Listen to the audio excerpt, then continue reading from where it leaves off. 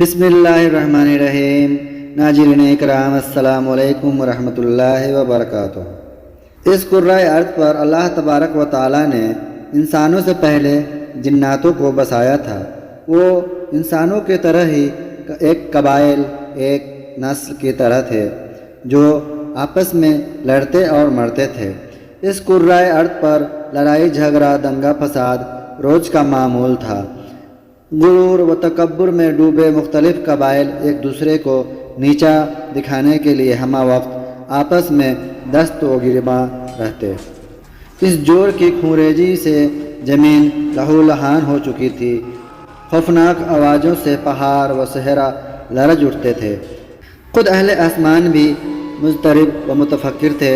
ایسے میں باری تعالیٰ نے جبرائیل علیہ السلام کو حکم دیا کہ فرشتوں کی ایک جماعت اس فساد کے قلع کما کے لیے زمین پر بھیجی جائے۔ چنانچہ فرشتوں کی ایک جماعت زمین پر اتری۔ اس نے سرپسند عناصر کا خاتمہ کر کے باقی مخلوق کو دور دراز جزیروں کی جانب دھکیل دیا۔ فرشتوں کا کام ختم ہو چکا تھا۔ انہوں نے آسمان پر واپس جانے کے لیے ابھی اڑان بھری ہی تھی کہ ان میں سے چند کی نظر نیچے زمین پر لاشوں کے ڈھیر کے درمیان ایک معصوم نوعمر لڑکے پر پڑی جو جارو قطار رو رہا تھا۔ اس کے والدین سمیت پورا خاندان اس جنگ میں ختم ہو چکا تھا۔ فرشتوں کو اس بچے کی کم عمری اور معصومیت پر ترس آیا۔ انہوں نے جبرائیل علیہ السلام کے ذریعے اللہ تعالیٰ سے اجازت لی اور اس بچے کو آسمان پر لے آئے، جہاں یہ فرشتوں کی زیر نگرانی میں تعلیم و تربیت کے مراحل طے کرنے لگا۔ اس بچے کا نام عزازیل تھا۔ زمین و آسمان کے وجود میں آنے کے بعد رب العالمین نے دو مخلوقات پیدا فرمائے، ایک نوری اور دوسری ناری۔ نوری مخلوق کو نور سے پیدا فرما کر آسمانوں پر تعینات فرمایا جو فرشتے کہلائے، اور فرشتے نہایت نیک سیرت، معصوم اور فرما بردار ہیں۔ وہ ہر وقت ہر لمحہ رب ذوالجلال کی عبادت میں مصروف رہتے ہیں، نہ کھاتے پیتے ہیں اور نہ ہی سوتے ہیں۔ ان میں کوئی مذکر و مؤنث نہیں، یعنی اس میں عورت و مرد کی جنس نہیں پائی جاتی۔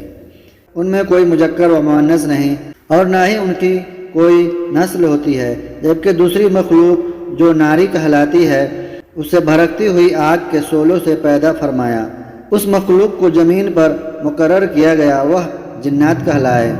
ان کی اکثریت میں شر کا مادہ بہت زیادہ تھا۔ ان میں مؤنث و مذکر بھی ہوتے ہیں۔ لڑائی جھگڑا، دنگا فساد ان کا پسندیدہ مشغلہ ہے۔ وہ شادیاں کرتے ہیں اور ان کی نسل بھی خوب بڑھتی ہے۔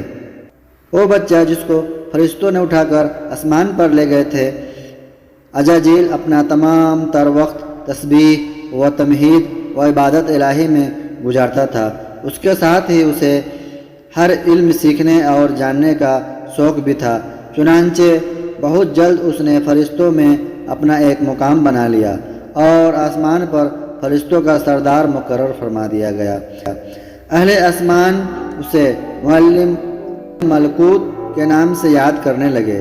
اللہ نے اسے 4 پروں سے نوازا تھا اور گزرتے وقت کے ساتھ ساتھ اس کے درجات میں اضافہ ہوتا جا رہا تھا۔ فرشتوں میں یہ احساس پیدا ہو چلا تھا کہ شاید اللہ تعالیٰ اس سے کوئی بڑا منفرد کام لینے والا ہے۔ اس بات کا کچھ اندازہ عزازیل کو بھی ہو چکا تھا۔ شاید یہی وہ احساسات تھے کہ جب اس کے دل کے کسی گوشے میں احساس برتری کے بیج میں تکبر کی ایک ننھی سی کونپل پھوٹی، جو وقت کے ساتھ ساتھ پروان چڑھتی رہی اور وہ فرشتوں ملائکوں میں مغرور و مشہور ہو گیا۔ لیکن اسے اس بات کی قطعاً پرواہ نہیں تھی کہ اہل آسمان اس کے بارے میں کیا رائے رکھتے ہیں۔ وہ تو اپنے رب کی زیادہ سے زیادہ قربت حاصل کرنے کی جستجو میں مصروف رہتا۔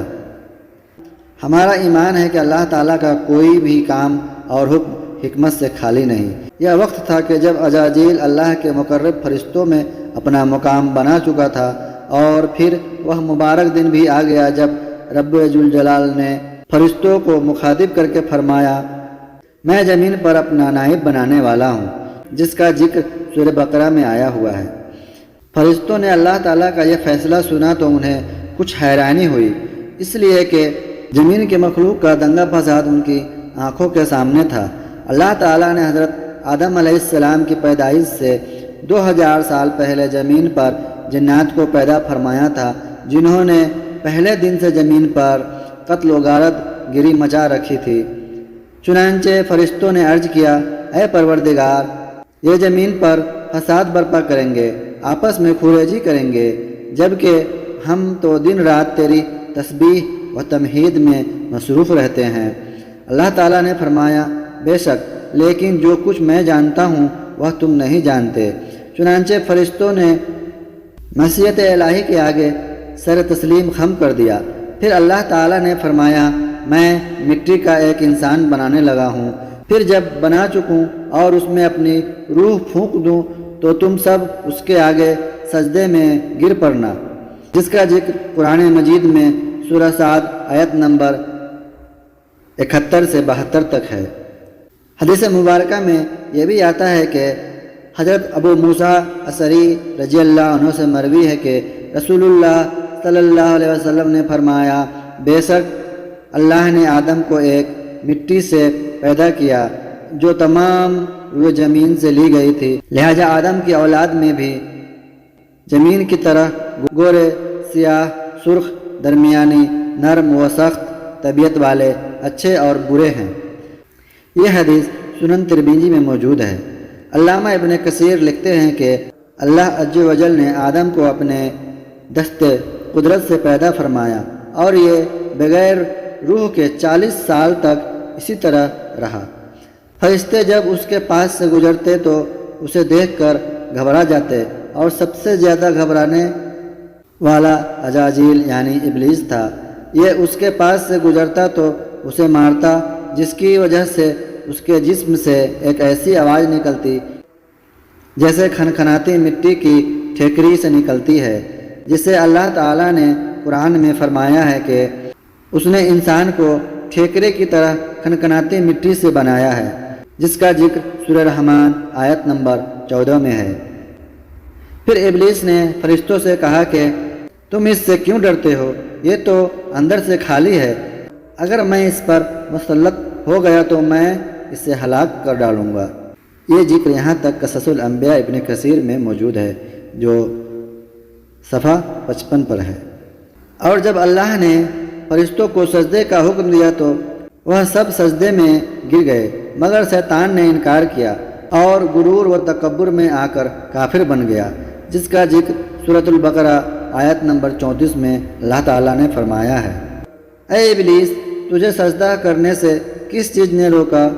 اس نے کہا، میں اس سے افضل ہوں، مجھے تو نے آگ سے پیدا کیا ہے اور اسی مٹی سے بنایا ہے۔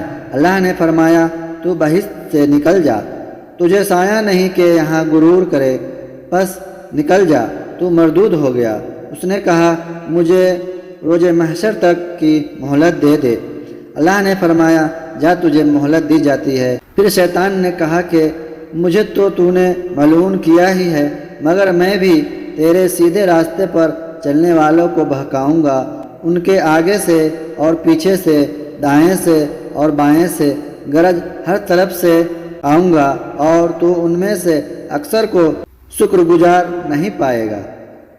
اللہ نے فرمایا، یہاں سے ذلیل و خوار ہو کر نکل جا، ان میں سے جو شخص تیرا کہنا مانے گا میں تجھ سمیت ان سب سے جہنم کو بھر دوں گا۔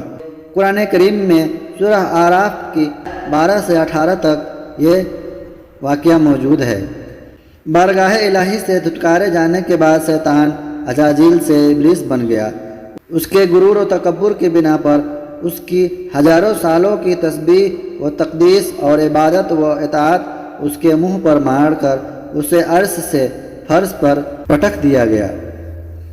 ناظرین اکرام، آپ نے یہاں تک جانا کہ کس طرح ایک بچہ جو معصوم تھا، جس کا نام عزازیل تھا، جو جناتوں میں سے تھا، اس کو کس طرح اللہ تبارک و تعالیٰ نے بلند و مرتبہ دیا، اس کا رتبہ بڑھایا، لیکن اس کی تکبر اور اس کے گھمنڈ نے اسے ملعون شیطان بنا دیا۔ شیطان کے معنی ہوتے ہیں دور ہونے والا یا لوگوں کو دور کرنے والا، لیکن ہر چیز کے لیے یہ معنی استعمال نہیں ہوتی ہے، یہ معنی صرف شیطان کے لیے خاص ہے۔ اسی طرح اس کا نام ابلیس بھی پڑا، جو پہلے اس کا نام عزازیل تھا۔